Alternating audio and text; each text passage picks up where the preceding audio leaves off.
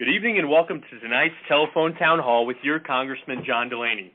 My name is Kevin Walling and I'm the chair of the Democratic Party here in Montgomery County.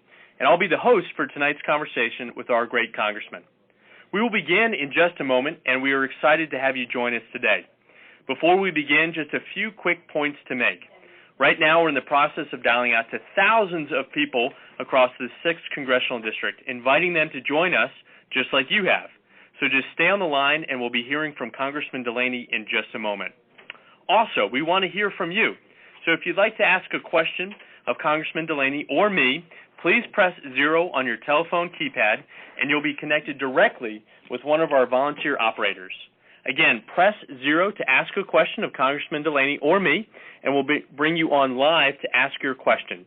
And we're going to get through as many questions as possible tonight. So again, please press 0 if you'd like to ask a question. If you've just joined us, good evening and welcome to tonight's live telephone town hall with our Congressman John Delaney. My name is Kevin Walling and I'm the chair of the Democratic Party here in Montgomery County, and I'll be the host for this evening's event. I promise we'll be getting started in just a minute. Right now, as I mentioned, we're in the process of dialing out to thousands of Democrats across the 6th Congressional District, and we'll be hearing from Congressman Delaney in just a moment. And as I mentioned earlier, if you'd like to ask Congressman Delaney or myself a question, please press 0 at any time during the event, and we're going to try and get through as many questions as we can live on the air. You can also press 7 right now at any time to make a donation to your Democratic Party to help fuel our efforts in the final weeks of this election and to help Congressman Delaney across the finish line. We have Democratic Party staff standing by to take your donation quickly and then bring you back to the conversation with the congressman. And with that, I'd like to turn it over to Congressman John Delaney. Thanks, Kevin. It's great to be here with you this evening, and it's great to be connected to so many concerned citizens and voters throughout the 6th Congressional District to talk about the issues that are important to our community, to our state, and to our country. I'm finishing my first term in Congress, and it's been a very active and successful term in terms of things that we've been able to get done. I've made several things my priority during my first term. I thought I would touch on a couple of those to start out our call, but I'm happy to address questions or concerns you have related to any issue that you really care about for your community, our state, or our country. The area that I focused on the most during my first term is infrastructure. In my opinion, this country should be dramatically increasing its investment in infrastructure, in roads, in bridges, in communications. We need a new electrical grid, in energy infrastructure, in water infrastructure, even in educational facilities. In my opinion, investing in infrastructure is good for the bottom line. It's been proven to be one of the best investments this country makes in terms of economic growth. It makes us more competitive. We cannot compete in a global and technology-enabled world unless we have world-class infrastructure, so we need to make these investments so that we can compete. And it also puts people to work, and it puts people to work with good jobs, middle-skilled, middle-class jobs, which is something this country is sorely lacking right now. While we've certainly created a lot of jobs under President Obama, if you look behind those numbers, you see that we're really only creating two types of jobs: high-skilled, high-paid jobs and low-skilled, low-paid jobs. And the problem with low-skilled, low-paid jobs is people often need 2 or 3 of them to have a decent standard of living, which really affects the structure of communities and the structures of families in many ways. So I think this country needs a good old-fashioned jobs program, and it might as well be a jobs program that's a good investment and makes us competitive in the long term, which is why I've become so focused on infrastructure. I've led the largest piece of bipartisan economic legislation in the whole of the Congress. My infrastructure bill, called the Partnership to Build America Act, has 50 Republicans and 50 Democrats on it. That's right, 50 Republicans and 50 Democrats. It's very bipartisan, and it'll launch a $750 billion infrastructure to rebuild all the critical infrastructure assets of this country. That's been one of my priorities. Some of my other priorities has been working on a whole portfolio of issues around women's rights, whether it be their reproductive freedom or making sure they have equality in the workforce. I'm the father of 4 daughters. I care a lot about these issues. My wife, April, is a leading advocate in the field, focusing on the effect that the media has on young women in terms of disempowering them. And so we care a lot about these issues across the whole portfolio of issues that are affecting women. Obviously, protecting them from attacks on their reproductive freedom, all the way to making sure women have and young girls have the same kind of equality and opportunity that men have. We cannot be a successful country and we cannot be a successful economy unless half of our population truly have equality in every dimension and every sense of the word.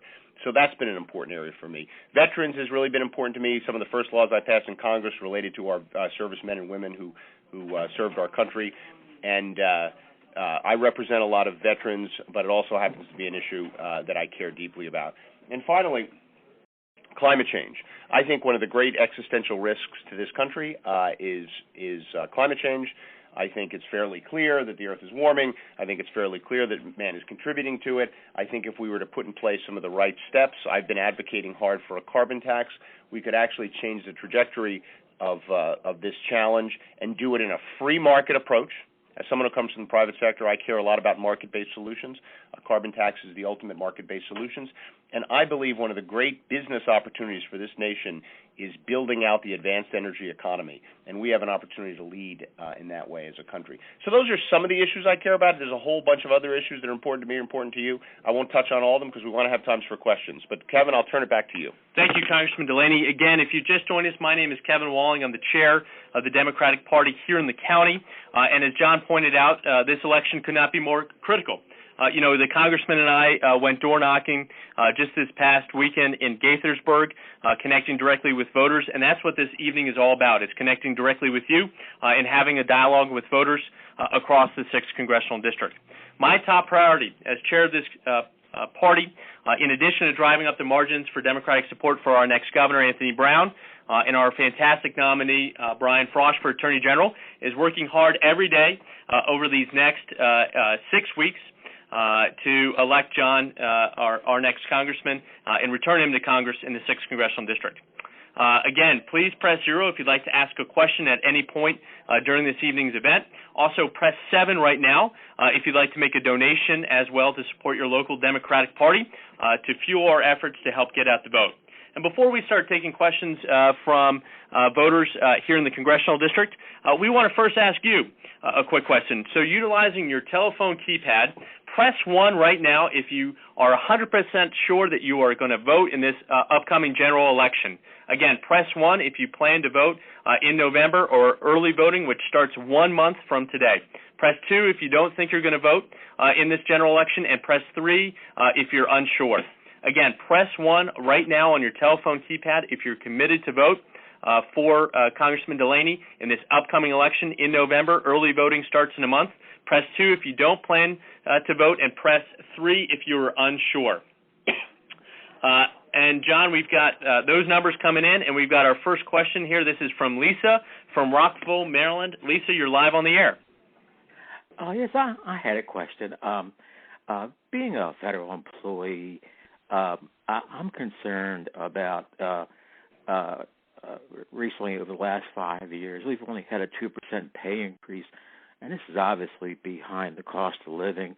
And I understand that there's some thought to giving paid maternity leave, and I was wondering what your position was on that. So, on both of those issues, I'm both supportive of increasing the wages of federal workers to be consistent with inflation. As you pointed out, we went several years when we didn't give federal workers a raise, and to some extent we were trying to balance the budget on the back of our federal workers, which is something I'm not supportive of. And I also think providing the maternity benefits that you talked about is smart policy. It's good for the employee, and it's actually good for the government because you have a happier and more engaged workforce. Prior to being in Congress, I had the privilege of being in the private sector. I started 2 businesses here in Maryland and created a couple thousand jobs in the process. And my businesses were routinely given awards, including by the Washingtonian magazine, as the best places to work. And I've always had a view that you get the best performance by treating your employees to a very high standard and treating them with respect. And I've said this to my colleagues repeatedly, particularly during some of the sequester and government shutdown discussions that occurred as part of the sequester discussions. This is not the right way to lead. This is not the model we want to set for young people in this country, that we as a government are going to treat our own employees badly. What kind of future or what kind of model is that for young people who are going to enter the workforce and have that cynical view that that's the way it has to be in an employer-employee relationship? Because that's effectively what the Congress is doing. It's basically treating its workers in a inappropriate manner to some extent, and including vilifying them and talking about how they're overpaid and et cetera. My experience with federal workers is that they do a very good job and they provide tremendous value to the taxpayers, and I tend to think that story hasn't been told. Also, if you really want to talk about the budget, if you really want to talk about the fiscal trajectory in the country, the salary of federal workers is a rounding error in terms of that discussion. So it's not even where you'd spend time if you were actually having a serious discussion about the budget.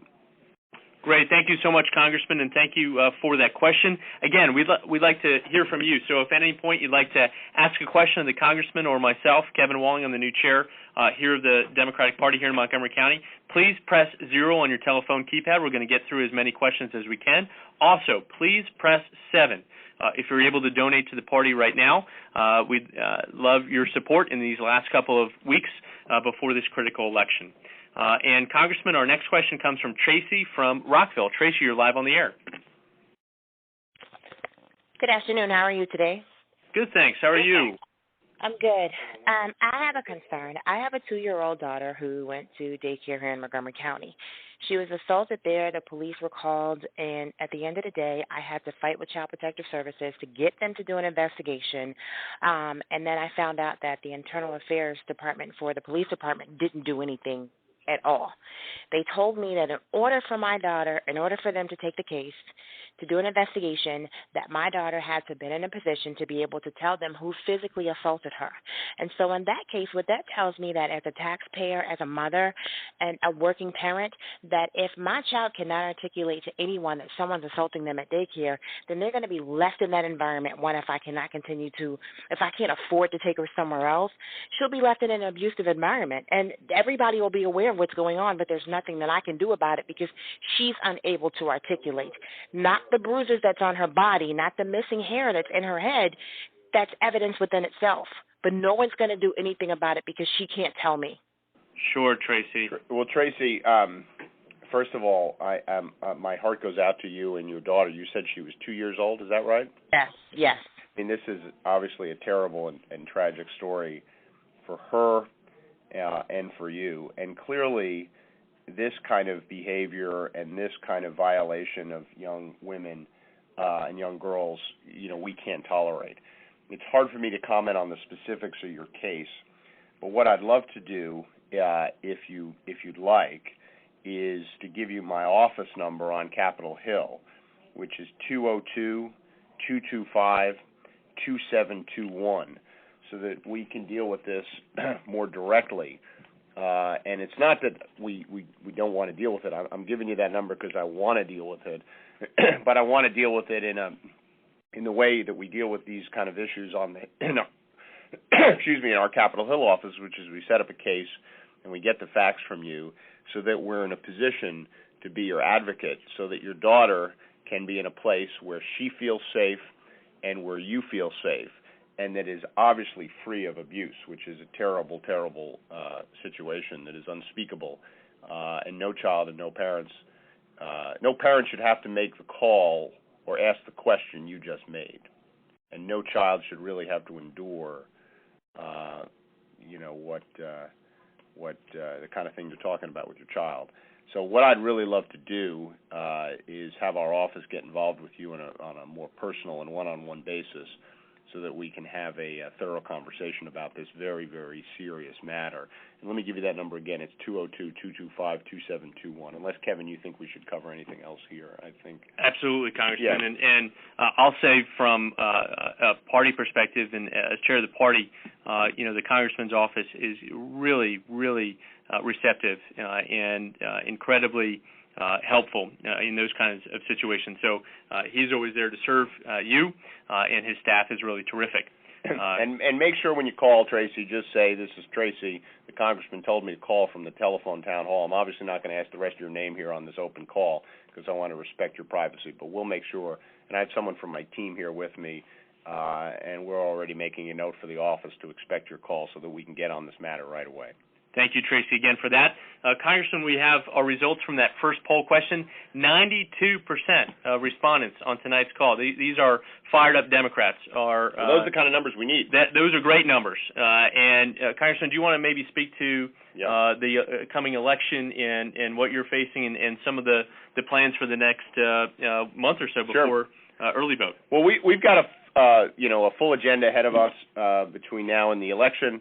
Where we're doing all the things that we do in a campaign to get our message out there. And really our message is very simple. When I ran for office 2 years ago, and we won we were blessed to have your support to give me the privilege of serving my constituents in the 6th Congressional District.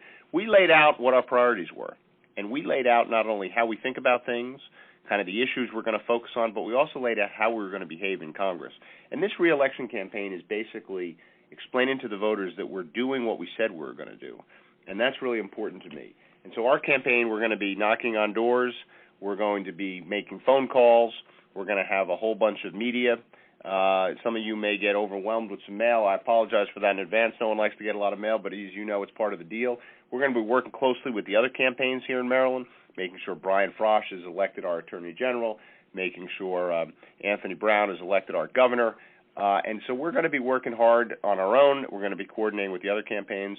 And this 92% vote number, I think that was the number, Kevin, that's the kind of number we need on Election Day. Because Maryland, we have a very engaged and very committed and very active base of citizens here in this state and in Montgomery County and in Frederick County and the other counties I represent, Washington, Allegheny, Garrett County. But we need people to vote because one of the things about Maryland that I will say is it has one of the highest fall-off rates, if you will, from presidential election year to non-presidential election year. And even in the primaries, people, I think it's fair to say, and Kevin, I hope I'm not saying anything inappropriate here, but we were all a little disappointed with the turnout in the primary. We were. And we're not going to get Democrats elected this fall if we have that kind of low turnout. So, we're all in this together, which is true for all of society, but it's also true for making sure the agenda is set with the priorities we care about.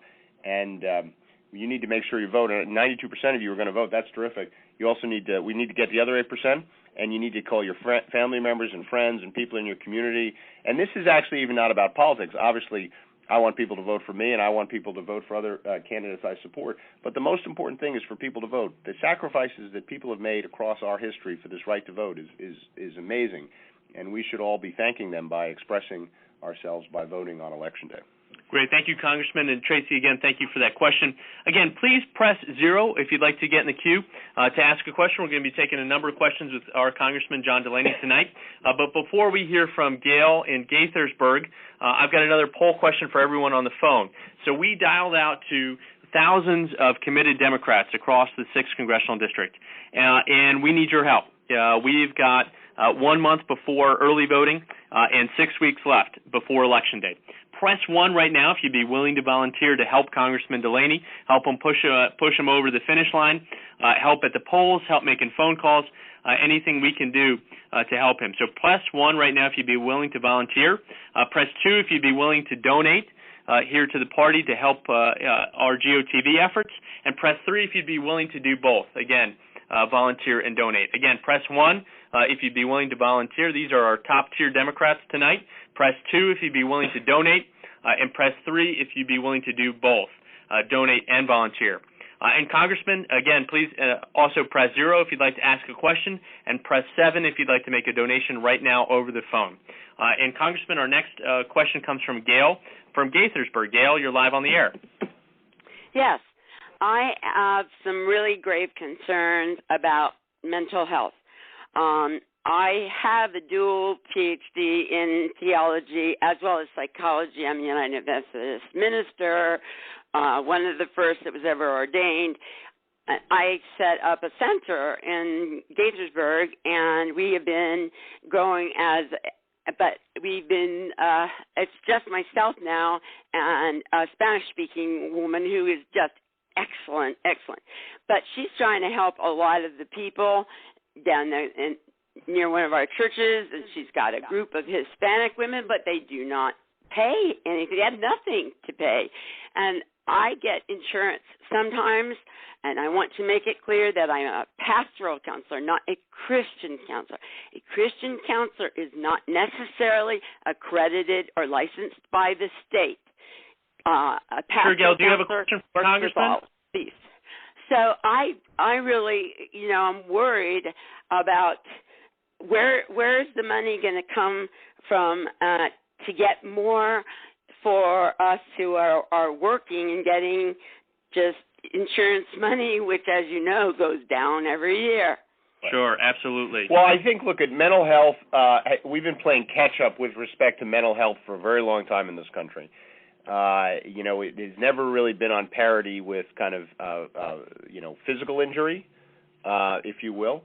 And that's been unfortunate, and we paid the price in lots of ways. It obviously is a big issue with our veterans who are coming back from their service to our country. It's a big issue with young people. It's a big issue across the whole spectrum of our communities. And again, we've been playing catch up, right? We haven't had the resources against this that we needed to, and we've been paying the price. So I think we need, and the data is pretty clear about the seriousness of this issue and the effect it has on people. Look at some of the recent, gun violence that's occurred, so this affects every important issue. So I'm with you, Gail. We do need more resources, and we need a more sophisticated approach to the issue because it really touches every aspect of our lives. Great. Thank you, Congressman. And Gail, thank you for that question. Again, please press 0 if you'd like to ask Congressman Delaney a question. This is a great ongoing event, and we want to hear from you.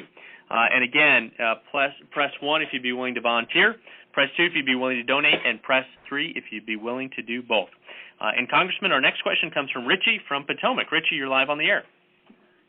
Hi. First of all, Congressman, I do plan to vote for you. I'm uncertain about the governor. Now, we'll vote for Frosch. Very uncertain about the governor. I'm very disappointed in the insurance rollout, and I guess I'm looking for a reason why I should even consider voting for him. But the second part of the question is, would you consider, under the right circumstances, supporting Simpson-Bowles? Because right now we have a stalemate. I think taxes are disproportionate right now in this country. The wealthy need to pay more, including myself. And I guess I'm looking at where you come from. So let me talk about let me get right to the Simpson-Bowles issues, then I'll come to the healthcare rollout issue. Let me do the healthcare rollout issue first because I can get rid of that quickly. I don't know if you noticed, I was one of the main critics of Maryland's rollout of its healthcare system, not because I don't support the Affordable Care Act. I do support the Affordable Care Act. But, I used to say in business, sometimes strategy is easy and execution is really hard. And what we had here was really bad execution in Maryland. And I was pushing the state to switch to the federal exchange, right, which works, right? The federal exchange was launched and it didn't work out of the blocks, but they fixed it in 60 days. The Maryland exchange was launched. They said they were going to fix it in 60 days. They tried and it didn't work. And I pushed the state hard, including sending letters to the governor and to the Secretary of Health. And I was very aggressive and active about it because it seemed to me they should have switched to the federal government. The federal government said they would put Maryland on the federal exchange for free. And I believe to this day if Maryland would have done that, their goal was 150,000 Marylanders to be enrolled through the exchange, and we enrolled 58,000. I think if we would have switched to the federal exchange, we would have had 150,000 enrolled, or not, if not more, because if you've noticed, the rest of the states who were on the federal exchange exceeded their projections. So I think 100,000 Marylanders ended up not getting health insurance because of this mistake, and I just pray to God that the new rollout works, because if not, we've spent a whole bunch of money. So, I'm somewhat in disagreement with some people in the state about that issue, so I thought I'd mention that. As it relates to Simpson-Bowles, listen, I thought it was a tragedy that both parties immediately rejected Simpson-Bowles. And the reason I say that is Mr. Simpson and Mr. Bowles, and I don't necessarily agree with everything in those proposals, but Mr. Simpson and Mr. Bowles did what they were told to do, right? They were told to lead a group of independent people on a bipartisan basis and come forth with a proposal. And they did what they said they were supposed to do. right? And we didn't even give them the courtesy of having a debate about their proposal. Each party rejected it out of hand. And that's bad governance and bad government, right? Because if you set up a commission, you give them a job, and they come up with a work product, you at least should have a robust discussion about it, which we never did. There was not a robust discussion about it in the Congress. There was not a robust discussion about it in the administration. Each side looked at the things they didn't like, and trust me, there were things in that proposal that I didn't like, things that really, strained some of my progressive values. But I thought they did what they said they were going to do, and it ought to be, it should have been given a more healthy debate, because, the good news is if we were to do Simpson-Bowles today, the numbers would be a lot better. And the reason the numbers would be a lot better is because of what's happened with healthcare costs. Healthcare costs, the rate of growth of healthcare has slowed the last several years to kind of a 25-year historical low. And most people at this point believe that'll continue. And there's lots of reasons that people theorize as to why the healthcare costs have slowed. I personally think the incentives in the Affordable Care Act have contributed to it. I also think the private market has adjusted, and I think there's other things occurring with technology that is allowing us to start bending the healthcare cost curve down. But that's a very important number. And when Simpson-Bowles was done, they were dealing with a set of assumptions around healthcare costs, which are now outdated and were much more aggressive in terms of how they were supposed to grow. And so if we had that Simpson-Bowles commission today, they could get to the same point in some ways with less pain on whatever your perspective is. So, that's my view. As far as paying more taxes, listen, I've been in favor of the Buffett rule for a long time, which basically sets a minimum tax rate that people have to pay. One of the things that's happened in this country for a long time is that we've treated investors like they were an endangered species. Because what we've said is unless capital gains rates are incredibly low, people won't invest. And, I spent my whole career in the private sector. I dealt with a lot of professional investors. There's just no truth to that. People invest because they know it's better to invest than to sit on cash. And people do not make investment decisions because of tax rates. I've never met an investor or a sophisticated investor or business person who, when you tell them, hey, I got a really good investment, their first question is, before I hear your investment, I want to know what my tax rate is. People don't think that way. And so, we for a very long period of time, we kept the capital gains rate too low, which really contributed towards wealthy people paying taxes that are much lower than people who are working. And I think that's a problem. That's something that I would fix. But the truth of the matter is, if we want to change the fiscal trajectory of this country, we have to make some adjustments and calibrations in a bunch of areas. We need some additional revenues, and we need to make some changes to spendings, and we need to change the trajectory of even some of our entitlement programs. That's the right answer. But to your question about Simpson-Bowles, I thought it was a tragedy that it didn't get an honest discussion. Great. And I also want to address your point, too, about this is Kevin Walling, the chair of the Democratic Party here in the county, about the choice we face between Larry Hogan, the Republican nominee, and our Lieutenant Governor, Anthony Brown. And the choice cannot be any more stark. And I understand you might be frustrated, and we see that. But this election is so critical. We know Larry Hogan will take us back on choice, matters of choice, to women in this state. He's got a radical agenda for education when we know the Lieutenant Governor is going to push for early childhood education and universal pre-K for the state. But one of the more important points that you raised about the tax code in this state, the difference is so stark. Larry Hogan sides with corporations across the board and would cut our corporate tax rate and drive up taxes on the middle class while providing the very wealthy with the tax break in this state. And that's not the priorities of this Lieutenant Governor. That choice could not be any more clear. I understand your frustrations. People get frustrated all the time. But I think you'll agree that we've had a terrific run over these last 8 years under Governor O'Malley. And as committed Democrats, we've got to really turn out not just for Congressman Delaney, but for also for the Lieutenant Governor. Yeah, and I'd echo all those comments, because one of the reasons I was hard on the rollout of the healthcare exchange is because I think we as Democrats who care a lot about our values and care about our priorities also have to make sure that if there is bad execution, we stand up and prove to the people that we really care about performance, right? Because otherwise, the American people will say, well, I like what you have in mind, but I have no confidence in your ability to do it, right? I want to make sure the American people both say, yeah, I like what your ideas are, and I think you can do it.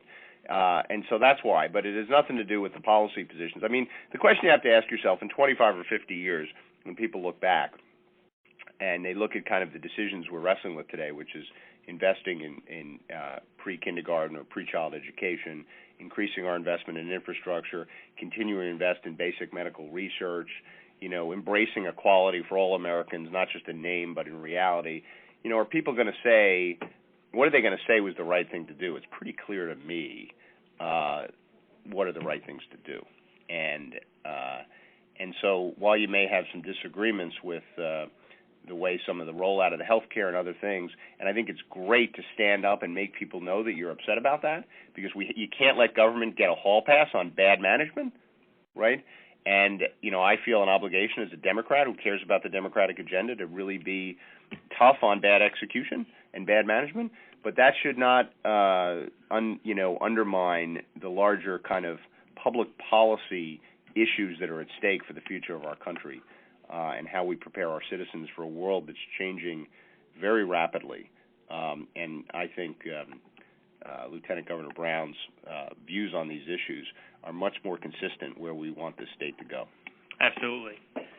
Thank you, Congressman. Thank you, caller, for that question. Again, please press 0 if you'd like to ask Congressman Delaney or myself, Kevin Walling, the chair of the party, a question. Congressman, our next question comes from Carl in Bethesda. Carl, you're live on the air. Hi, Congressman Delaney. There was recently a ruling by the Department of Labor and the IRS regarding health care premium reimbursement. And my wife works for a very small association. We've had health insurance through our provider for 10 years, and we used to get tax-free reimbursement of that amount. There's a recent ruling that no longer permits that. Right. And so now we have to pay our health insurance out of taxable income. Right. And that seems to me grossly unfair because all other, people that are working for large corporations that can get a group policy get free health insurance essentially, whereas, we have to pay for it from our taxable income now. And it seems to me just blatantly discriminatory. Yeah, I know. I'm familiar with the issue, and it is a byproduct of the Affordable Care Act. Truth be told, because they did change. And this is one of the problems we have as a country, in my opinion, which is the Affordable Care Act is a very good piece of public policy in a number of ways. It's a very good piece of public policy in terms of changing the incentive structure for how providers get paid. It's a very good piece of public policy in terms of cleaning up a lot of things in the healthcare system that really didn't make sense, like pre-existing conditions and keeping kids on their parents' policy. And the individual mandate, which basically takes individually insured Americans and uninsured Americans and pulls them together in these risk pools, is really good public policy. And so I think the Affordable Care Act, in the fullness of time, we'll look back and say this was a really important and very successful piece of legislation. But unfortunately, because Congress is in this mindset that you have to pay for everything, right? And that's one of the issues I've had with Congress, which is unlike the world of normal, kind of the normal private sector, where you can make investments and assume they have good returns, or do some things in the short term that cost you money because they save money in the long term.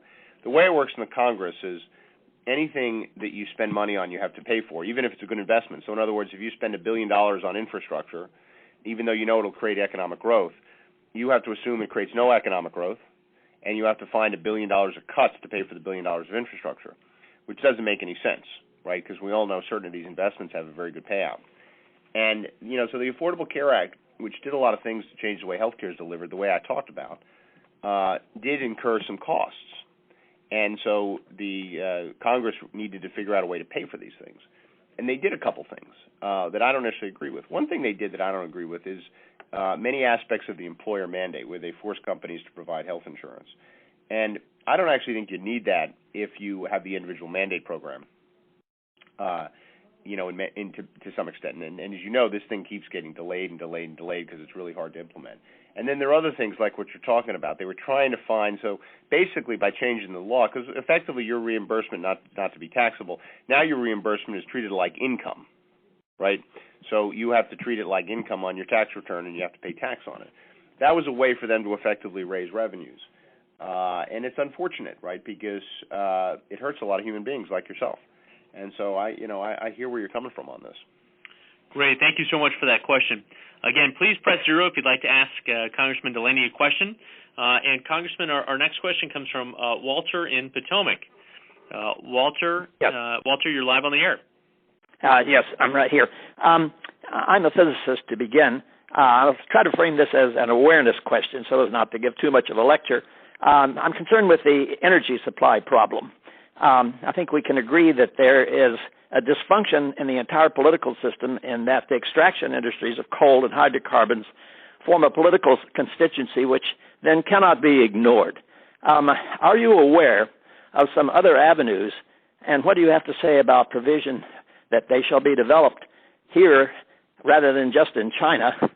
I have reference specifically to the photocell energy devices. There are some new developments that have promise. They're not ready to go, but they offer to raise the efficiency substantially. I obviously prescribe to the all-the-above approach for a lot of our energy, both in terms of bridging us and getting to the future. We all want our energy future to be more renewable based and to be more efficient and carbon sensitive.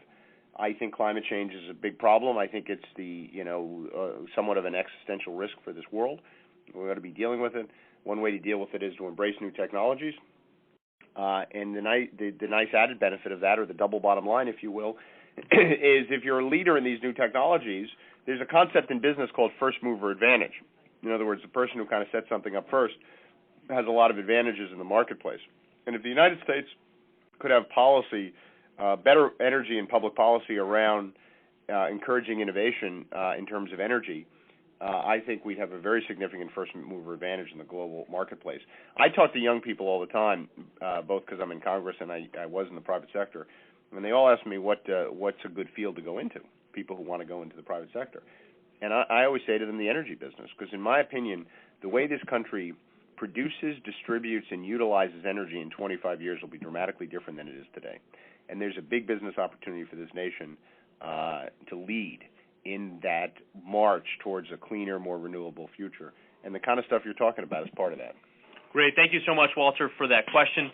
We're running up against the 40-minute mark, and we want to be mindful of everyone's time this evening. Congressman, I'd like to kick it back to you for just a few closing remarks and marching orders. We've got 6 weeks to go. Well, so first of all, Kevin, thank you for having me, and it's great to be here. We're in a packed office full of good Montgomery County Democrats, and it's nice of the Montgomery County Democratic Party to do this for us, so we really appreciate this. I was really encouraged by your poll earlier where 92% of the people said they were going to vote. I think that's incredibly important. You know, we really need good turnout this election. Maryland is one of the worst performing states in the country in terms of drop-off from a presidential year. And the last primary is an example of that. We didn't get the Democratic turnout that we need. We need to focus on that. The things we're fighting for, investment in our kids, rebuilding our infrastructures so that we're competitive and we put people to work, dealing with the existential risk around climate change, protecting women's rights and making sure there's economic parity for women in the workforce. Those things and so many others, you know, the stakes could never be higher. I really value and deeply appreciate your support. We had so much support last time where I was able to be victorious against a 20-year incumbent Republican whose views and were very out of touch with Marylanders. And we've got a real election this time. We've got people who are coming at us from the hard right, and there's a lot of elections at stake here in Maryland. We talked about the governor's race. We talked about the attorney general's race. And I know that Marylanders will stand up and come support us all on Election Day. And I know I speak for all my colleagues when I say how deeply appreciative we are of that. Thank you, Congressman. Thank you again for Democrats across the 6th Congressional District. My name is Kevin Walling. I'm the chair of the Democratic Party. I want to thank you personally all for being on this evening's event. Unfortunately, we couldn't get to every single question and comment for us, so please stay on the line and you'll be able to leave a voicemail at the end of the event. Again, 6 weeks out, your Democratic Party and Congressman Delaney are working as hard as we can. Thanks again for being on tonight's call, and have a great night.